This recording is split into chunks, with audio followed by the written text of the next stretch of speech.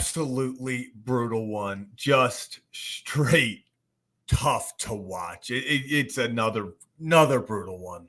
What am I even going to say? What's up, guys, and welcome to another edition of Kevin and Zach Reacts. I'm Zach Bollinger. The Baltimore Orioles lose to the New York Mets 4-3 as the Mets walk it off in the ninth inning. Solo shot by Francisco Alvarez. Just a poor night, it felt like, from the start, and it really sucks because this loss overshadowed just an incredible outing by the bullpen. Trevor Rogers, not great. He took a step forward. Now, is that step forward, did it help them win? I gave them a chance. It gave them a chance, and that's all you could ask for from Trevor Rogers tonight. Just all around felt like an underwhelming night in Birdland, but let's get into it a little bit deeper. Just sucks, honestly. Trevor Rogers comes out here, 4 2/3 innings, 5 hits, 3 runs, all earned, 3 walks, 5 strikeouts, and that 1 home run to Martinez. I'm not mad at Rogers. I don't blame him for this loss at all. Do I wish he would have hit 5? Do I wish he could have even gotten into the 6th inning? Without a doubt. That's the next step, is that we need him to get to. I see this, Bobby. He says, Rogers was mad. 2 many deep counts with walks and hits. Completely agree, but also meh is an upgrade from what we saw the past few games. So, yes, was Rogers good? Was he great? No. Did he do just enough to give them an opportunity to win this game? Yeah.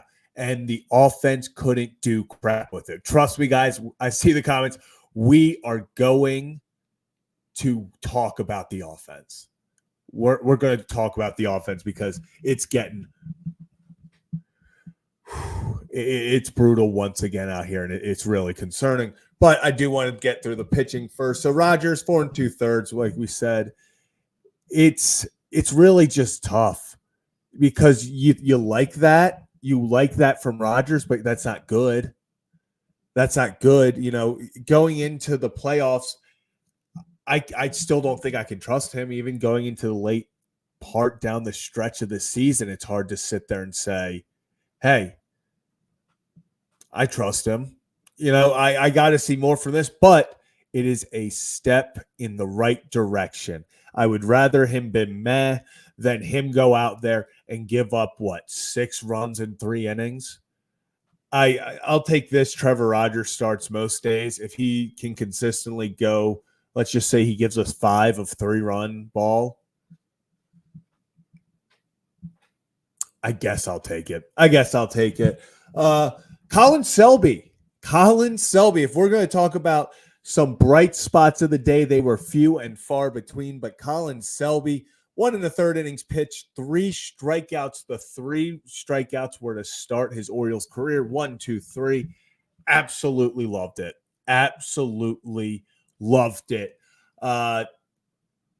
Colin Selby. Do we have another Birch Smith type? Do we have another just out of nowhere Birch Smith-esque reliever for the Orioles? We'll find out. Though, on a serious note, Colin Selby did look really good. I loved how he just pitched. His movement was there. His location was incredible. He was painting corners. He was beating guys with some velo on the inside. I was really happy with how Selby looked. Now, you have to understand that this is just the first time that we've seen Colin Selby, so I'm not going to say this guy's someone that I automatically trust. But we said the same thing about Birch Smith. He was a guy that people were like, why is Colin Selby on this team? You know, just like Birch Smith. People were like, why is Birch Smith? Like, is he coming in for a game or two? Is he even going to play? Birch Smith came in, and all of a sudden, a few weeks later, he was sitting there, and you're like, wow, this Birch Smith guy is good. Like, he's good. So maybe that's what they got with Colin Selby. I like it so far. So, Tim saying he's buried lots of movement, huge swing and miss. Yep, and been waiting on him to get the call. He has the potential to be a major piece. Yeah, and so far he's showing it. So would love to see if Selby can go out there and just continue to build on this. Although it's tough to build on 1 1/3 and no hits, 3 strikeouts. Then we move on to Keegan Aiken, who had possibly this might have been the outing of his career. 6 batters, 6 up, 6 down, 5 strikeouts. I mean, if you want to talk about someone who stepped up tonight, it's Keegan Aiken. Absolutely stepped up. And that's what's so frustrating about this is Colin Selby steps up 1 1/3, no hits, 3 strikeouts. Keegan Aiken comes in, 2 innings, no hits, no walks, 5 strikeouts. The Orioles bullpen going into the 9th had struck out 8 of the last 9 batters. And now, Sir Anthony Dominguez. That was the right move to put him in. He's the most reliable guy you've got. Other guys are pitching on a lot less rest. I saw some comments about why Burch Smith wasn't in, why guys like Cano weren't in. Those guys have been pitching, I think it's like 4 of the last 5 games. So, listen, he went out there, strikes out the first guy, and then he gives up a home run. Guy was sitting 3-0 fastball. It wasn't even a bad pitch. It wasn't like it was center. It was a little up. Francisco Alvarez was sitting on it. And Alvarez has been cold recently, ice cold. He's coming in. He's 0 for 2 at the time. He's batting .253 on the season. It's not like this was a guy. He was batting 7th tonight. This wasn't the 4-hitter. This wasn't like Pete Alonso. This wasn't Francisco Lindor. You got to pitch this dude. You can't put the winning run on first base. They're going to then go out there and run. They'll pinch run. They'll get in scoring position. We just don't need to deal with that. I'm not mad at Sir Anthony. Okay. Actually, because this has stuff to do with pitching, Adley Rutschman, we're talking about Alvarez, we're talking about pitching. Francisco Alvarez kicked Adley Rutschman's ass tonight. Absolutely kicked his ass in framing. Was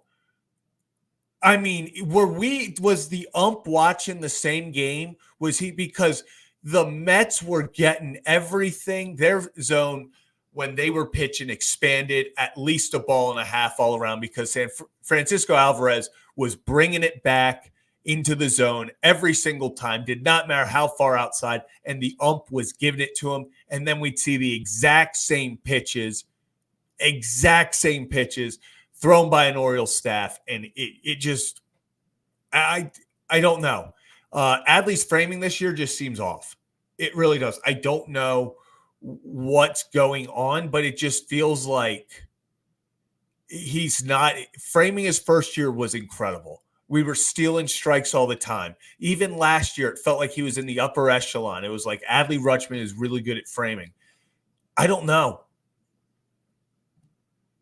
I don't understand.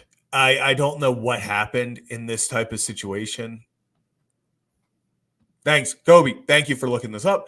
I was 84th percentile in framing last year and is 18th percentile this year. It's concerning. It's concerning. One of the biggest, and I saw someone up here. I want to find it.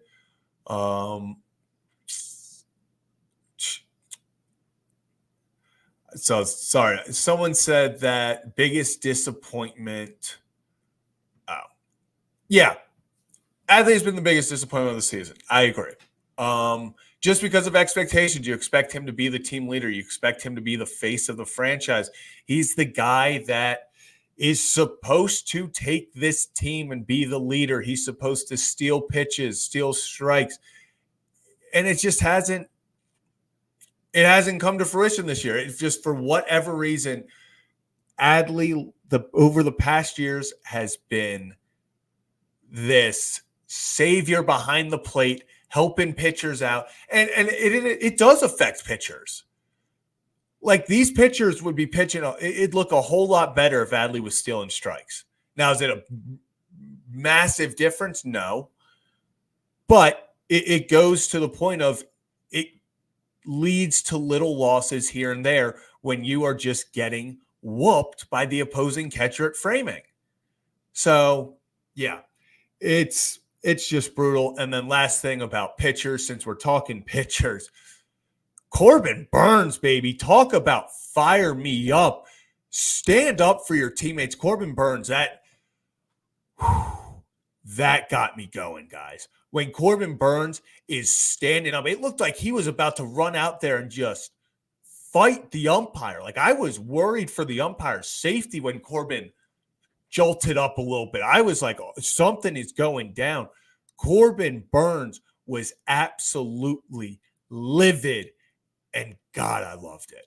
I absolutely loved it. At the time, I thought that was the spark that was gonna take us and like kind of win this game, maybe start some momentum. Corbin gets tossed. It shows the team that you got to fight, but it just didn't. It just didn't. I agree. I've seen a few people in the chat over the past 15 minutes putting blank check to Corbin Burnes. I agree. Blank check, blank amount of years, slide it across the table, tell him to fill out the blanks. Tell him fill out the blanks. The first check will be in your bank account by Friday. It's just it. That's what should happen. Now let's move on to the offense.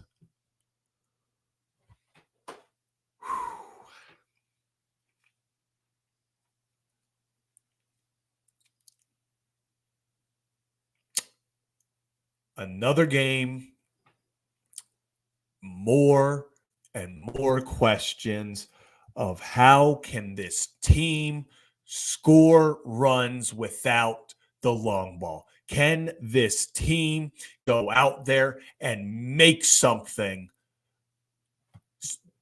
some resemblance? I'm not even asking for like 7 runs. We scored 10 runs and lost the other night. I'm just looking for some sort of resemblance of an offense. And it just feels like it escapes us every single time. A balk leads to one of our runs. That was fun. We got it because I'm not sure. I know Ramon goes yard the next pitch, but I'm not necessarily sure. Obviously, we don't know what happens if it goes from no, 0-0 in the count. Guy just scored on a balk to all of a sudden it's 0-1 because the pitch was down the middle. I don't know what happens, but one error on the throw trying to get who scored. Why am I blanking on who scored the first run? Was it Mountcastle? No. Urias, yeah. When Urias, the throw to second, overthrow, Urias gets to third. If he doesn't do that, we don't score that inning. If the balk, who knows if we score that inning. I mean, this offense, 0 for 5 with runners in scoring position, 4 left on base. They only got 6 hits tonight. They ended up getting 2 walks.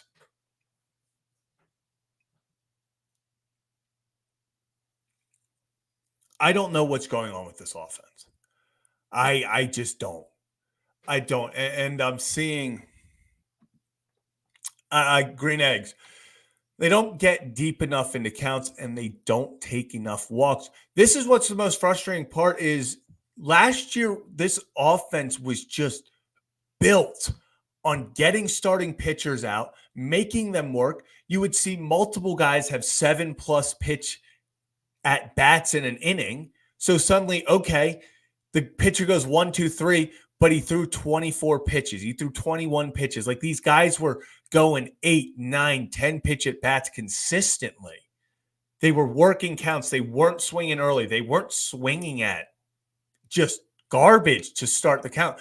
Right now, the guys are going up there, and it just feels like they're too keyed up. They're trying to tie the game on one swing. They're trying to go out there and ambush everything.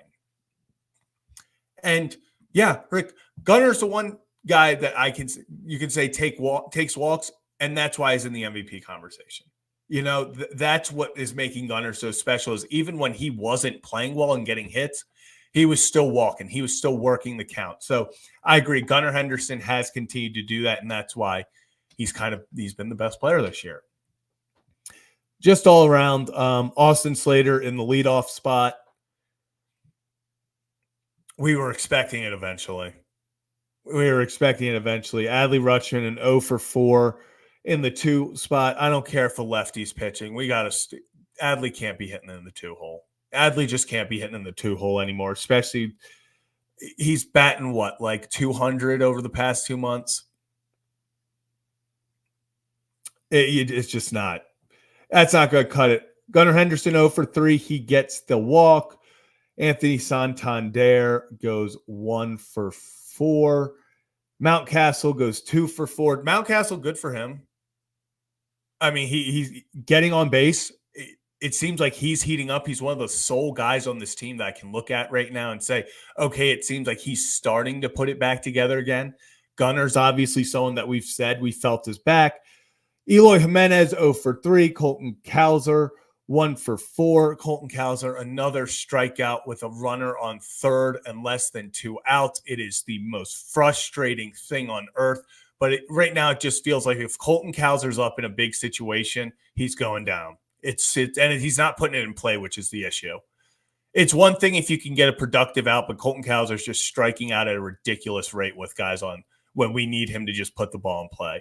And it just feels like to the point where I'm like, even when he's super hot, like take him out. Pinch hit for him. Pinch hit for him when we have a guy on third and less than 2 outs. It's brutal. It's absolutely brutal. Ramon Arias.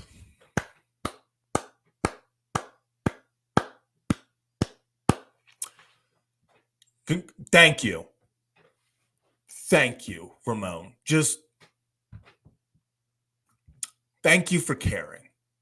Thank you for caring. Thank you for actually trying to win this game.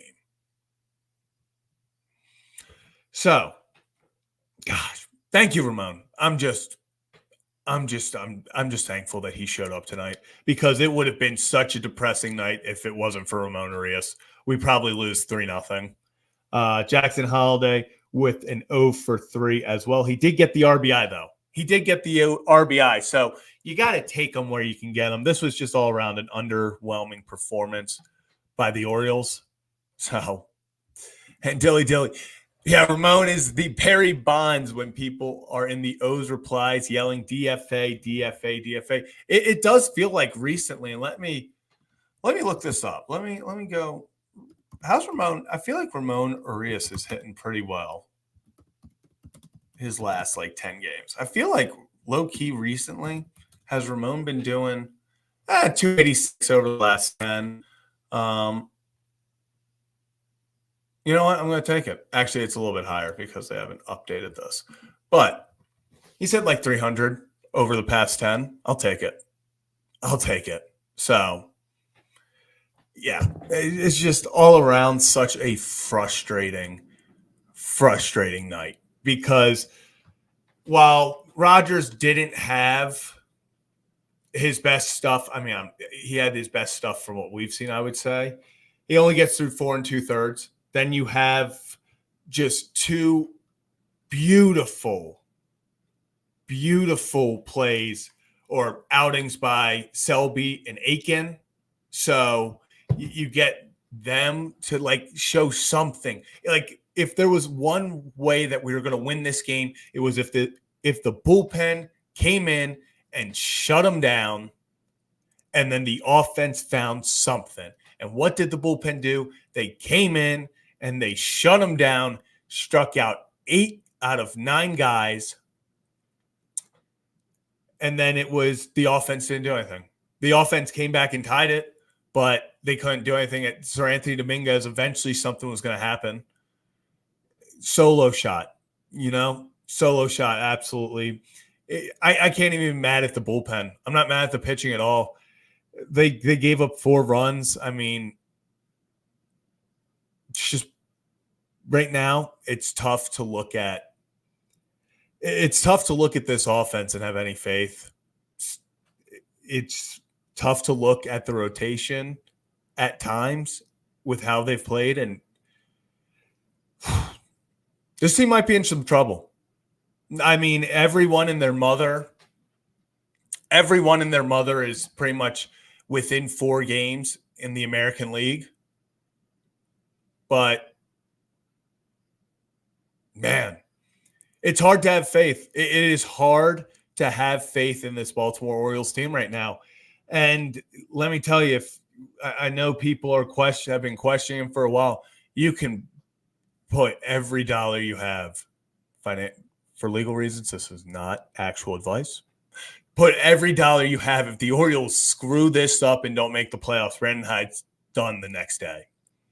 It's just at that point they need some sort of spark. I said if they don't make it to the ALCS, he would be done. So trust me, if they don't make the playoffs, if they just tank at this point, it's going to be a long, long off season. And I would assume it would start with a new manager. But that's down the line. The Orioles will not be making – I know I've seen Twitter. The Orioles are not going to be making a managerial change mid-season in the middle of a pennant race. Like, I know people aren't happy with how the team's playing. It's still in the middle of a pennant race. They're not going to do this. And Jason, I think injuries buy him a year. This could happen. This could totally happen. That's why I think if they make the playoffs and if they can even just make it to the divisional round, they're going to give him that mulligan. But if you just completely the playoffs or come even close and you don't do anything, you get swept in the playoffs again, it would be hard to say that he deserves to still be here. So that's kind of where I am. If they find a way to fall out of the playoffs, because right now, let's look at the wild card. The wild card, the Orioles are only okay. The Orioles have a 6.5 game lead on Boston for the wild card. Okay, so we're in better shape than I thought. We're in better 6.5 game lead on the Red Sox for the what would be the third wild card. So a little bit better than I thought. But you still would like to be more up a little bit higher. And while we're talking about it, this is Kevin and Zach Reacts, and it would not be Kevin and Zach Reacts without the other part of Kevin and Zach Reacts. Kevin Oestreicher, how we doing? It's been a brutal one, dude. Just letting you know. No one's having fun except for Ramon Arias and Colin Selby. Yeah, certainly. As much as I bragged about Sir Anthony Dominguez yesterday, I don't think I can do. Even though it was not a bad pitch, it was not a bad pitch. I don't think anyone should be mad at him. I don't think so. No, I mean, look, if you want to place blame, it's the offense, obviously. I mean, that is kind of where you go. Rogers gets off to a rough start, but 3 runs is not going to win you a lot of ball games. And Zach, this just feels like, I mean, do you know those movies where, you go through a day, the guy falls asleep, and then he wakes back up and it's the same day again, and you just kind of relive that day over and over again? It feels like we're doing it with this offense, where there'll be 1 or 2 games where we're like, oh, this offense is so back. Like, they score 10 runs or they score 8 runs, and they still lose some of those games too. But like, they score 10 runs, 8 runs, and you're like, okay, like they finally found their mojo. Let's go. They got really lucky yesterday, right? They were able to score 4 runs, and the pitching staff did their job, and Suarez shut down, and you're like, all right, cool. You can win games like that, but it's not sustainable. It's not sustainable to score 2, 3, 4 runs a game, and you're not going to win 9 to 10 that way. You're not going to win 6 to 7 that way. You have to find some offensive consistency, and it's a long season. We go over this, and we've gone over it over and over and over and over again, and we can play the hits, right? You'd rather them struggle now than in October. They have time to figure it out. September call-ups will be great reinforcements, and this isn't a talent issue. We can play all the hits. Yeah. But that doesn't take away the fact that the starting staff has been the most consistent part of this team, and they're the team that's been just ravaged with injuries all season. It should be the other way around. It should be the offense has been the most consistent part, and the starters struggle with consistency because you're pulling guys in from 10 different directions almost every week, it feels like. but they've been the most consistent part. Whereas the offense, which you would think with the talent they have, yeah, they're going to have games where they score 4 runs, games where they score 2 runs, games where they get shut out. But to have it be this consistent of a theme, I mean, each day that it happens, it gets more concerning. So, again, season's not over. We'll play the hits because it's a long year, but it doesn't take away the fact that the offense is certainly a concern with their consistency right now, and it has been for a while. Yeah, and that's the biggest thing. Like you said, it's Groundhog Day. Groundhog Day. We are sitting here, and every single night we repeat the exact same things. It feels like, well, the Orioles offense couldn't get guys in with runners in scoring position. They relied too heavily on the home run ball. The pitch, it's either offense had a decent game to break out, but the bullpen once again lets them down, or it's pitching does great and the offense couldn't do it. It doesn't feel like we've had many games where we look at it and we're like, hey, this was good. We talked about last week. It felt like last week the Orioles had 2 complete wins for the first time in just months. And now it was right back to disappointment. You lost then 2 straight to the Red Sox. You're able to scrape one out yesterday in just a gritty game. And then today, they couldn't do it again. And yesterday they won on 3 hits. Like they've gotten 9 hits in the last 18 innings. Yeah, let's say you were at softball all day, Zach. You didn't check your phone whatsoever, which I think you didn't. That's actually pretty. You pretty accurate of what actually happened. But let's say you were not tuned into the game whatsoever yesterday, and I said, "Yeah, Zach, the Orioles out hit the Red Sox, the Red Sox out hit the Orioles 11-3." You would have probably said, "Oh, that Orioles offense can't get the job done. They lose again, and it's the offense's fault." Again, you can win games out hitting, or you can win games not out hitting, but it's not sustainable.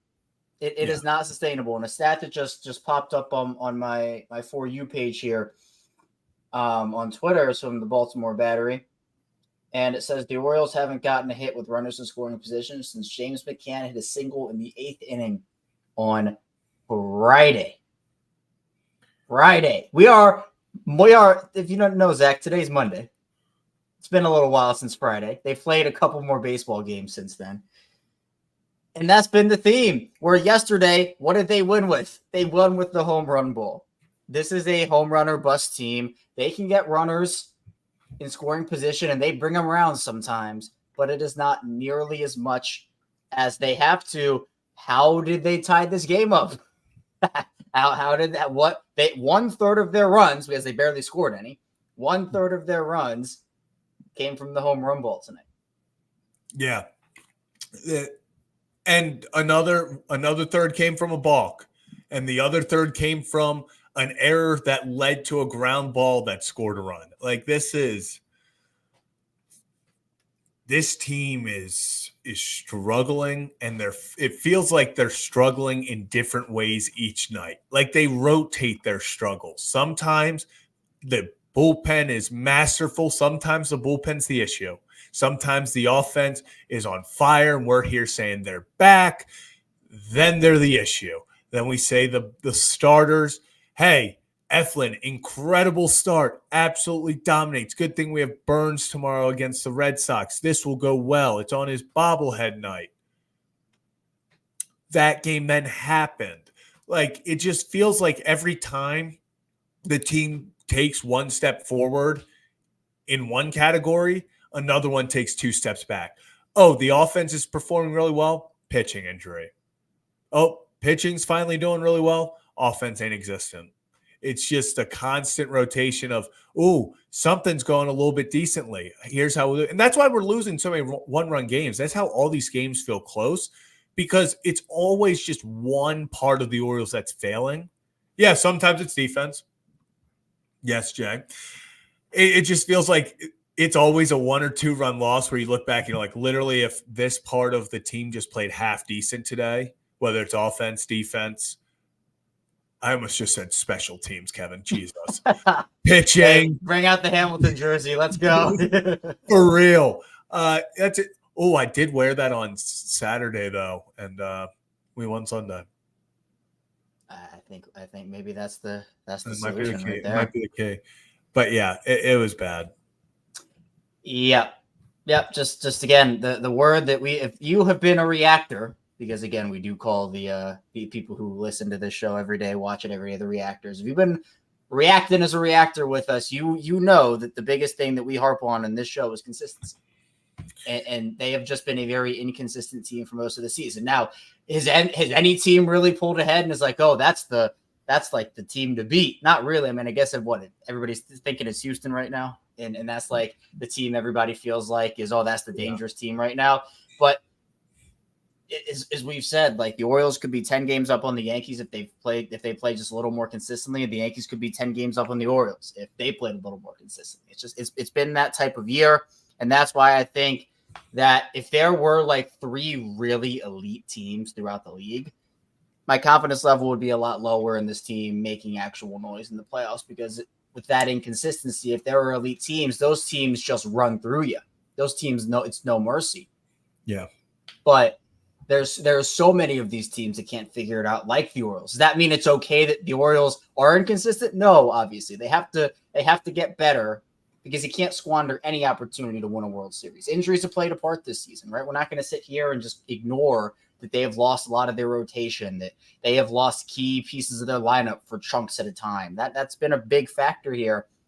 But every team goes through injuries. Every team is dealing with stuff, and you can't use it as an excuse. Plus, the Mets are not the best team in the MLB. The last time I checked, Zach, this is a team that I said you should probably take at least 2 or 3 from, and now 2 or 3 is the best case scenario here. Yeah. Do you think that they can play 500 ball the rest of the year? Yeah, This should be easy. This should be easy. But I just don't. I don't know. Let's look at the schedule, Kevin. Yeah, I'm gonna pull up the strength of schedule real quick. My computer is taxed to the limit, so I don't think I'll be able to pull it up to screen share, but I'll read off the stats. They just finished, so they only have 3 games left against Boston now, because they just finished up their 4-game set this weekend. Remaining strength of schedule, the Orioles have the 8th easiest strength of schedule remaining. 4.97 win percentage with their 4.93. Wow, there's still 36 games left in the season. I guess that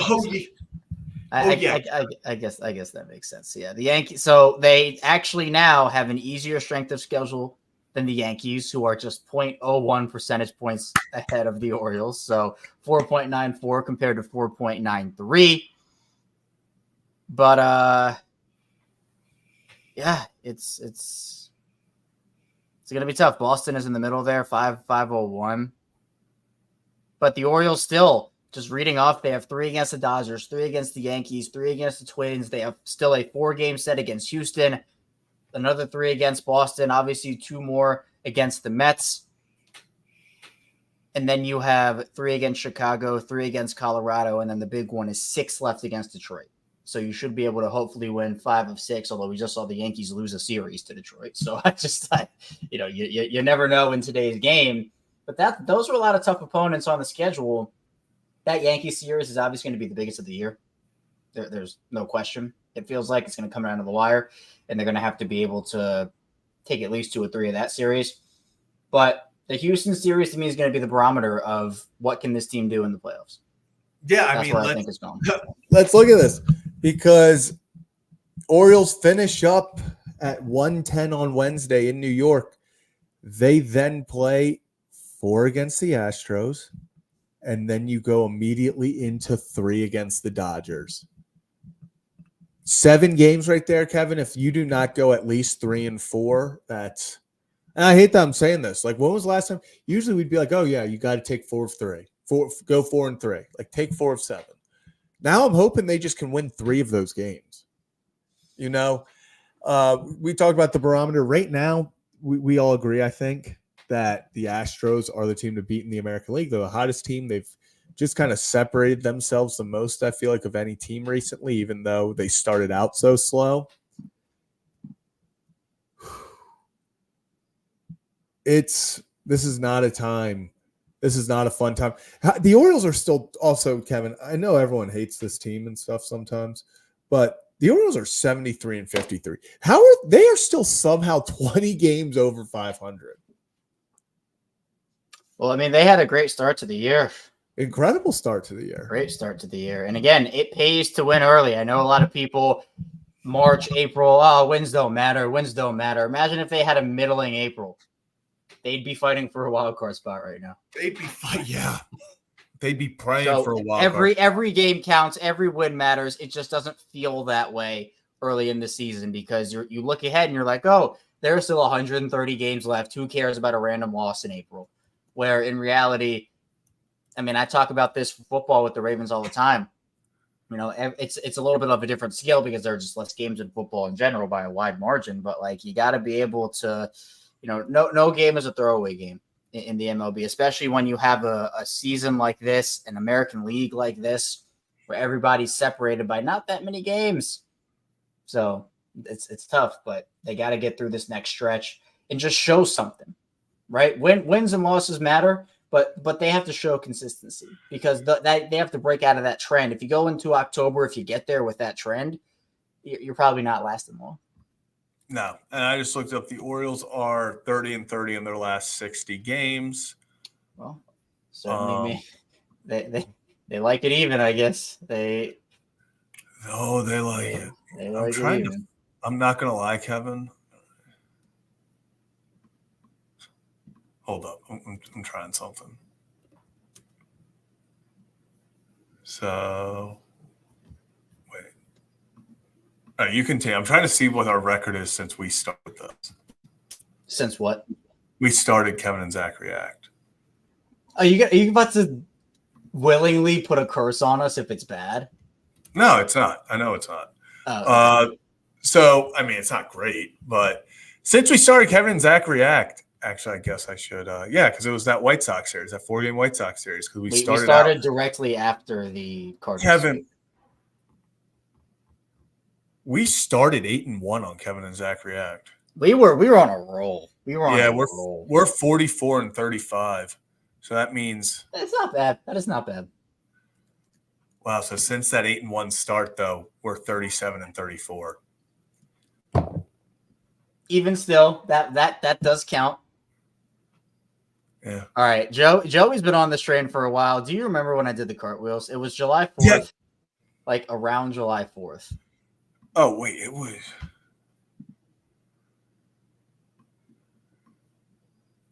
So when was it? What was it? It was around July 4th. Yes, it was around July 4th because I was at the beach. Yeah, we were both here. Let me see if I can. Because people apparently think that I cursed this team with my cartwheels. And Kevin, I'm not going to lie, the record's not looking good. I need to find the exact day, though. It seems like it was the July 4th. Was the All-Star break? That was after it. Blue Jays. I agree, Remy. Kevin gets the beard back and the O's will return to form. That beard was a struggle bus, Remy. I'll tell you something. People, because the story behind that was the Ravens didn't lose. Like I started to do like the no shave November, and then Baltimore like didn't lose for a while, and so people were like, I was gonna shave it, and they're like, you have to keep the beard, and so I kept it like even throughout the playoffs because I'm like, okay, if the Ravens lose, I don't want to get blamed for it. Mm-hmm. And so then they lost, and I was like, all right, it's time. God, what was July a month ago? When? What? Oh, wait. I think it was since July 5th. July 5th. They're 18-21 since you did the cartwheels. That's not terrible. 18-21 ain't making the playoffs, Kevin. I'm not saying it is. All right, this was the bacon. Oh wait, here we go.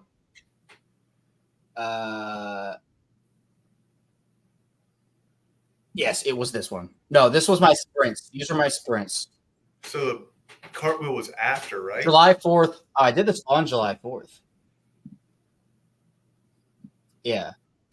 The sprint was on July 4th. The cartwheels were on July 6th, I believe. Maybe we just need to get better vibes. Yeah. We should still talk about the game, though. A little bit. Yeah. I'm just talking about. Oh, the bucket hat. I see. Yeah, this is still an all-time Ryan Rip control line. Rocco James the player, Kevin Kill the French. That was bad though. Yeah, absolute bar.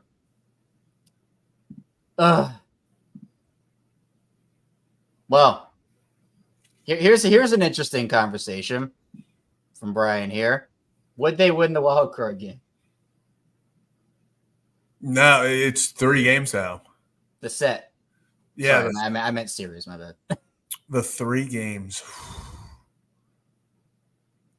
Yeah, they just need 2. I mean, if you have Burns and Eflin, like if you need to go 2-0, Burns and Eflin is like, what are you saying? No. No, that's what I'm saying. Yeah, they can win a 3-game series. I feel like, should I go this or like the reverse? Oh. Maybe this. God, the hair's looking rough today. I don't like this. I don't like this. I don't like that. We'll go Coors so people know I drink. Oh, good. Yeah, cool. Well, I think people know anyway. But Why is that, Kevin? well, because you're very vocal about it. That's what I thought. Mm-hmm. Yeah. That's where I was going all along with it. Yeah. All right. But yeah, back to the game. Just honestly, all around rough. I talked about before you got in here. It's not the worst start from Trevor Rogers. It's not good, but it was meh. But at this point, you'll take meh over what he had done previously. Yeah, I mean, you wish you could go further into games, at least based off of what he's shown. I mean, 4 2/3, you don't love to use the bullpen. Now, Keegan Aiken has come in these last couple of games and just been like Mariano Rivera level, like unreal. 2 innings, 5 strikeouts, like just absolutely shut down stuff from Keegan. I don't. Again, we talk about like this series would have been cooked if Keegan Aiken could not come in and do what he did. If they had to use like 6 relievers, 5 relievers, and like torch that bullpen and tax that bullpen, they would be in a really, really rough spot. A really rough spot heading into these next 2. But Keegan Aiken and even Colin Selby, right? You get 3 1/3 from those 2 combined with 8 strikeouts. Those 2 guys come in after Trevor Rogers can't go very deep in this game. Mm-hmm. And get the job done. But yes, I agree with you where the start was not wonderful, obviously. You wish he could go deeper into the game. He did walk 3 guys as well, which you know the command is an issue for him, and that is a general thing. But he gives up 3 runs, and you should be able to win a game where he gives up 3 runs because he's been the guy where like, is he going to give up 6 runs today? Like, is he going to give up 7 runs today? Like, he did enough to win the game. It wasn't like it was not a great game from him, but it was good enough to at least win it if your offense was better. Yeah, they gave him a chance, and then what happened? The bullpen came in exactly like you said. Just a brilliant performance by the bullpen. Through 8 innings, you only allow 3 runs. You should win that game. You know, that's a game that's not on the pitching. Pitching did brilliant. If you go 8 innings, 3 runs, you take that every day. Obviously, the solo shot in the 9th ends it. I'm not upset about Sir Anthony. I think Hyde said he's the closer as of right now. Good. He should be. You just need to keep taking steps if you're Rodgers. That's the biggest thing I took away from this. If Rodgers just keeps taking baby steps, next game he goes 5 1/3, 3 runs, then it's like 6 innings, 3 runs. That if we can just see that, that's what you have to hope for. That's what this team needs to go out there and try to physically win this division, to win in October. Because if you're not getting anything from Rodgers and it just feels like we're getting a loss every 5th day, it's going to be hard to secure a playoff spot. It's going to be hard to win the division. Well, how many times have we had the conversation? of the starting staff goes out there and runs wise, at least anywhere from 2 runs, 3 runs, 4 runs. With this offense, you should win the majority. Not all, obviously. The offense is never going to be perfect. But how many times have we had the conversation of Suarez going out there and not getting run support, Dean going out there and not getting run support? Corbin had no run support at the beginning of the season. They didn't give him run support for like a month, 2 months, and then he finally started to get some. I mean, they need to be able to support their starters when they give them winnable performances. Was this a gem from Trevor Rogers? No, it wasn't a gem, but he did enough to at least, as you said, Zach, give the team a chance. And I mean, you have this lineup, right? Where obviously Austin Slater does get the leadoff nod tonight, but I mean, Adley with another 0 he goes 0 for 4. Gunnar got on base, but obviously didn't get a hit. Tony goes 1 for 4. So, and I think actually, Tim, if you're still here, I know you said this in the chat. I can't find your comment right now, though, but I know you said this. Now I'm annoyed. Now I want to find the comment. I was going to try to do it myself. Here it is. Look at this. I finally found it. Tim, shout out to you. 1 for 11, 1 walk, 2 strikeouts from your 2, 3, 4 hitters. You won't win games like that, even if I was pitching. Yeah, it's that type of thing where like you need to be able to go out there if you are in that heart of the order and have better performances than that. Plus, even to expand on that point a little bit, outside of Ramon, I mean, at the bottom of that order, Eloy went 0 for 3. O'Hearn can't get it done as a pinch hitter. Colton gets on base once, but he goes 1 for 4, and then Jackson with an 0 for 3. He had the RBI, obviously. I mean, he at least did something with that, even though it was, it's kind of crazy. At that point, no, if the guy gets the third with what less than it is what it is. Colton Cowser came up with a guy on third less than 1 out and struck out again. It's just whatever it takes. It doesn't matter how. Doesn't matter how. Get these runs in, chip away, because they chipped away and then they found the way to tie it. Couldn't obviously go out there and win it, but it's the little things they have to do right. That's what sucks is even though 0 for 5 runners in scoring position, moments like the Holiday, he just puts bat to ball, gets the runner in. Like you want those to lead to wins, and it shouldn't be we're relying on our rookie to be the one who does it and not strike out. Like this team might be in some trouble. The thing with this team as well is when you talk about relying on their rookie, right? No, they shouldn't be. You're 100% correct. But this whole team essentially is super young on the offensive side of the ball, right? You have your vets. Tony's a vet. Eloy's a vet. Ryan O'Hearn's a vet, right? You have your guys who are vets and have been there and have done that. Seti, obviously. But the guys that they're relying on the most, not that they're relying on Jackson the most, but Gunnar is 23. Adley is going through it. And even though we had the homer yesterday, like, we can't erase the past couple of months for him and just say, oh, okay, he had a homer yesterday, all is well with Adley Rutschman. Like, you can't do that. He had another 0 for today. So this is a young team, but they're good enough to win. Yeah. But they are also still learning. And you shouldn't put your guys in positions where you have to rely on a rookie to go out there and do that thing. Or, stars are stars. Gunnar and Adley should be held to high expectations. They absolutely should, because they're good players. They've been around for a while now, or at least a little now, compared to some of the other guys. But they need more consistency overall. And I mean, I feel like I say that word like 50 times a show, every single show, but it's the same. It's the same thing. It's the same thing. And I know it's exhausting to hear. I know it's exhausting for us to talk about, but what else can we say when that's the big word in red letters sprawled out across the piece of paper? It's consistency. That's the word that we have to keep coming back to. It's exactly what we have to keep coming back to. Yeah. That's all you can ask for from this team. Is something has to happen. And Kevin, I don't think you were on when I talked about this. The Corbin Burns tonight, thank God, because I'm glad somebody cares. I'm glad somebody will stick up to the umpire. I'm glad somebody's not afraid to get tossed, afraid to actually like tell them how you feel. It just feels like the Orioles, and I know getting tossed does nothing for managers, but at the same time, you need to see a little bit more fire from Hyde. Just something. Like it's getting to the point where if Corbin Burns is the one who has to go get in the ump's face, he's the one screaming, and then Hyde's trying to de-escalate the situation. Like Hyde's got to be just as pissed. And I know Hyde said stuff from the bench, but it's just at some point you gotta fire up somebody. You gotta do something. And I don't know what that is right now. I felt like Burns did that, and they still lost and still couldn't do anything with it.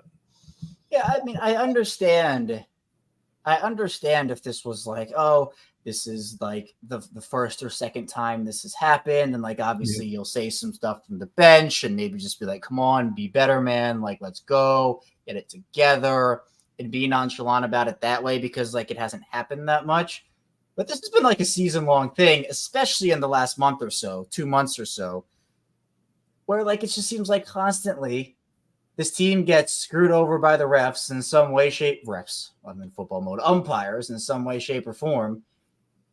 And, you know, like I am mad about it. But like, if I was in that, like if I was the manager, I'd be like beyond it. Like I'd be every single time it'd build up and it'd build up and, you know, it's harder and harder. And like, even if you want to maintain control and self-restraint and all that stuff, okay, that's good and well. But it at that point becomes like, stick up for your guys, stick up for your team. And it feels like if this was a one-off thing or a two-off thing and, you know, it wasn't happening that much, like I would get him trotting out there and just saying like, come on, what are we doing here? Like, what do you see? And let's go be better. But this has happened consistently. There it is again, consistently for forever, it feels like. And I don't know about you, but like, I would probably be getting ejected like 3 times a week if this kept happening the way that it's going. Obviously, that you can't do that, but you can still display passion and energy and like take an ejection every once in a while, which I mean, to his credit, he has done a couple of times. Yeah. But like, I don't think, you know, he doesn't have to get ejected to put across that he is upset and sticking up for his guys, right? I think there's a difference between just getting ejected every time to get ejected and still getting your message across without it getting that far. Yeah. Like you said, there's a difference between going out there and just getting ejected and actually just going out there and like legitimately getting your point across, legitimately just letting the ump know. Because if you're just saying a word or two here from the dugout, you're not really saying anything. That doesn't do anything. If you're going out there, I give Aaron Boone a lot of shit because he gets tossed, it feels like at least twice a week. But that guy, at least he's going down arguing for his team. You know, there are guys who go out there and don't get ejected, but will stand up and know how to go against the line but not cross it. I'm not saying you have to go out there and get tossed every single time the ump doesn't rule in favor of the Orioles. That's not realistic. You can't get tossed every game. You can't get tossed multiple times a week. You really shouldn't even get tossed once a week. But there are times where I feel like this team needs a blow up. This team needs something to light a fire under their ass because they don't have it right now.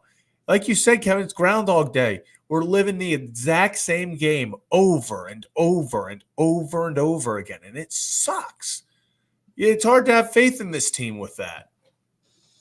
Yeah, it's unfortunate, I guess, because I think what it also sends the message of is, you know, I don't know how much of an extent it is this, but I probably wouldn't say it's zero. Of these umpires don't get challenged by Brandon Hyde, and so they're like, okay, well, I guess it's not as bad as, you know, people are making it out to be because, well, the manager's not upset about it, so it's like whatever, like, so what? Let's just keep, you know, and it's not like the umpires aren't trying out there. That doesn't mean they're good at what they do a lot of the time, but like, you know, if you're challenged, obviously, like, you hear about it. The umpires, obviously, they go through training, they get notes and whatnot. But I don't know. I feel like if I got challenged and the manager's telling you, hey, like, you're not doing this right, you're not seeing this right, like, what's going on? Come on. Like, I personally would be like, oh, okay, I need to lock in and get it together here. Not for the like, oh, we're going to help out the Orioles type thing, but like, oh, I just need to be better in general, like for both sides, because that's the thing, right? If you're going to have a bad day, call consistently for both sides. But as we've seen more often than not over these past couple of months, it has been far skewed in the opponent team's favor as opposed to the Orioles. So I think, to me, Hyde not challenging these umpires, at least not in the way that is making an impact, is kind of saying, oh, well, all right, it's probably not that bad then, because the manager's not getting upset about it. So, what's the big deal? Yeah. It's just something needs to come in and light a fire under this team's ass, Kevin. And we thought, and obviously you hate to see it happen this way, but like we thought that the Heston thing, when that was it, we thought that when Heston got hit in the head, and obviously super scary, super unfortunate, like you never want to see that happen, but that was the appropriate response. When the Yankees dugout was chirping and all this stuff, and Heston was down on the ground getting attention, that's what set Brandon Hyde off. And I think it would have set a lot of people off. And that was the response you wanted to see to a moment like that. And you and I came on here. You certainly came on here, Zach, and you were talking about how, it was this. I came on there. I know you had a thing or two to say, but oh, that was a night. Oh, that was. Oh yeah, we were talking about how this should be the moment. You need to go out there, and this needs to be the spark that turns the team around for Heston, for doing it for him, doing it for everybody. Like, and it wasn't. They stunk it up the next game again, and that wasn't the spark. I don't know what the spark would be. So, I mean, even we thought also that the Verdugo SETI walk-off, like we were like, okay, is this the turning point? McCann getting hit in the face. Yes, like, that's another great one. That's another great one. They seem to have had, they've had moments to where you're like, okay, this has to be it, right? Mm-hmm. And they really haven't found it throughout the entire season. Yeah, no, that is. It just over and over again. We've said, like you just said, it's always, hey, this has to be the moment. You're never – James McCann takes 95 plus to the face, stays in. Has to wear a mask, doesn't go on the IL. Had facial reconstructive surgery, said, no, I'm not going on the damn IL. Put me in the damn lineup. The Astros just walked off the Red Sox. Tough day for the AL East. But back to what – there's just been so many moments that this team, you're like, this is it. This is it. And now it's – are they still searching? Is there going to be something else that comes up that's going to draw the line that they go like – because I'm sorry. If we've seen Kerstead go down, get hit in the head, McCann go down, get hit in the head. If that's not firing up, I don't want to know what has to happen to fire this team up if those two didn't. Do we have to have a double ricochet off of two heads at once? Like, what's got to happen for this team to get fired up if one guy taking it to the face and then just getting right back up and saying, blood all over himself, keep me in? Like, I will say this. People, depending on how you feel about him, there is a lot of negative attitude towards John Harbaugh for some of his on-field decisions and some of the way that he game manages. And look, I personally think he's a great coach, and that's a separate conversation. And there are shortcomings in every coach. Harbaugh has them, Hyde has them as a manager, everybody has them. But the thing about John Harbaugh is his players know that he would go to absolute war for every single one of them. He has almost fought players on the field during games. He has run across the field and almost fought an opposing coach in the preseason for his players. Yeah. You know that with John Harbaugh, you can talk all you want about, do you like him? Do you not? Are his decisions good? Are they not? Is he a good game manager? Is he not? For once, if there was one thing that you know about John Harbaugh, is that he knows that his guys understand that he has their back. His players understand that if there's something that goes on that, is not to their benefit, or there's something that is directly impacting them or hurting them, or the refs are screwing them over, John Harbaugh will be on them all game, calling them over, talking to them, yelling at them. And obviously it's a lot harder for an NFL coach to get ejected as opposed to an MLB manager. Like, obviously there are different standards with that. But he takes, what's it called? He'll take 15. We've seen him take 15 yards. We've seen him have to get. Yeah. I mean, he'll walk 10 steps on the field to get a ref's attention. He'll run up on a ref and talk to him. Like, if a guy gets shoved out of bounds, the players all pile up on the guy that shoves, but Harbaugh's right in the middle of that. Harbaugh is ready to go with the players and fight. So that's the type of energy that I think everybody, again, do we have to see Brandon Hyde go fight a player? No. Like, we're not saying go that far. But although we saw him try. Not every day, but the whole point is show some of that Harbaugh energy, right? Show some of that Harbaugh passion. I think that at least just the players understanding and knowing. And I'm not saying the players don't like Brandon Hyde, or, I'm not trying to insinuate that, like, I know what's going on in that locker room, because I do not. But, like, again, I think any player would respond positively to their manager sticking up for them in a vocal, demonstrative, if you want to call it, manner, much like John Harbaugh does.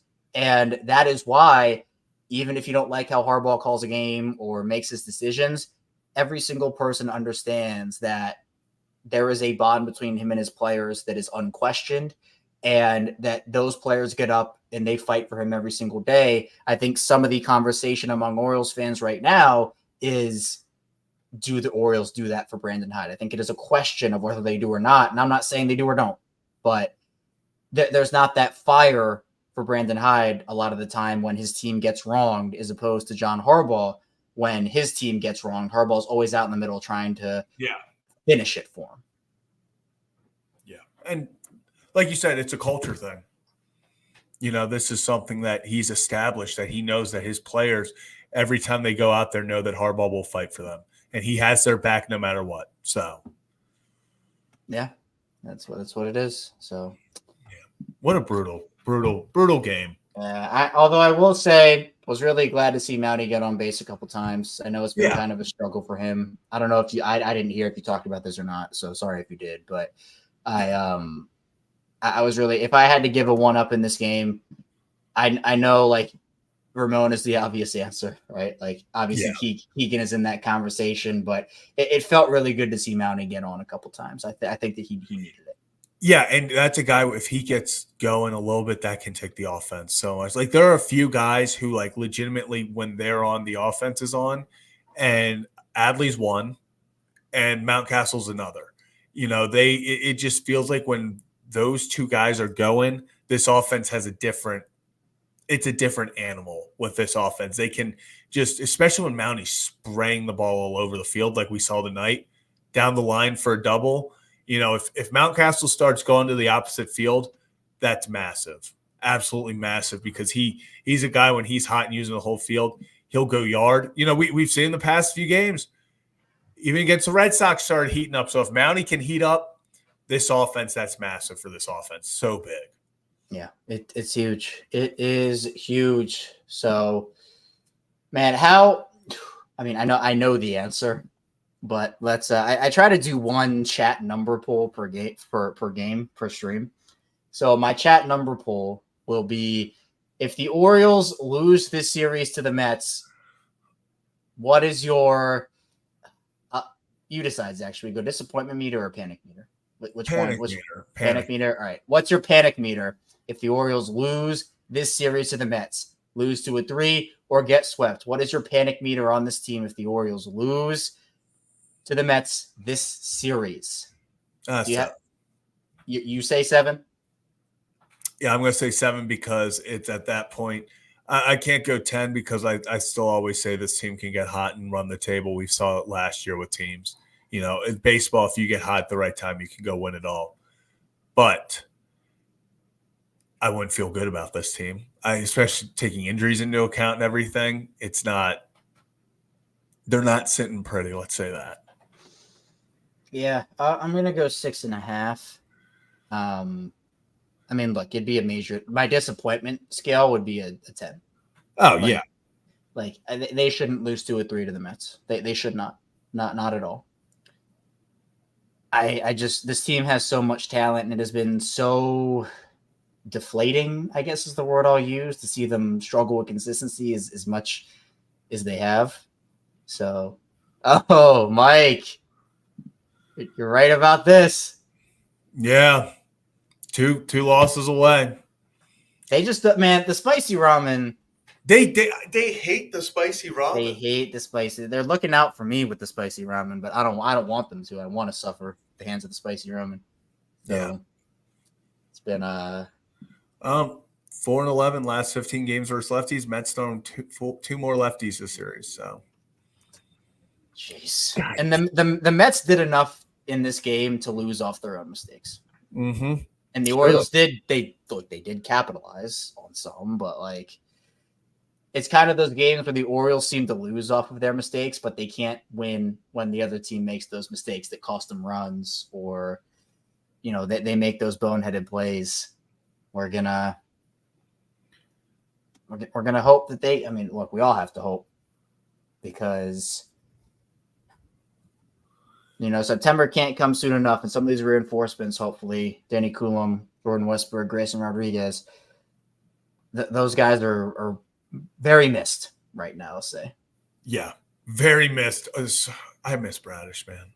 Everything I was miss all of them. Felix, man, like everything was going so. Like you can literally pinpoint the moment the Orioles season started getting weird. And it's the day Bradish got hurt. We were dominating until then. Yeah, just brutal stuff. And again, like, just the way they lost it too.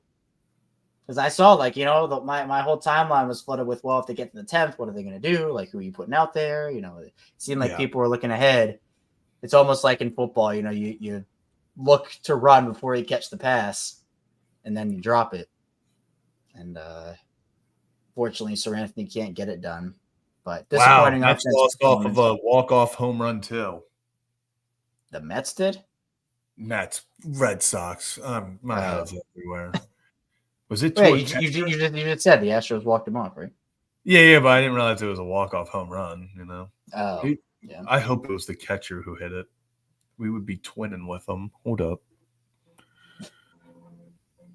Oh, they lost 5-4 though. It was. It was the catcher. Yeah. Oh, they moved him to first. Yeah. Wait, did they move him to? Well, okay. if he is a catcher, then that counts. Yes, he is catcher, and then they moved him to first on defensive change halfway through. So that's electric. Yeah. Beautiful. Yeah. This sucked, Kevin. This sucked. Yeah. Hope you can get them tomorrow, because if they lose this series again, disappointment going to be at an all-time high. I feel like this Mets team is not a team that you should lose. I mean, look, they're not a bad team by any stretch, right? They can still make the playoffs. Yeah, I'm not saying they're a bad team, but like with the Orioles in the position that they are, you have to win this series. So look, we've seen them lose game 1 and come back and win series before. Like, this is not anything that we haven't seen, but this is important. And who's on the mound tomorrow? It should be Kramer, right?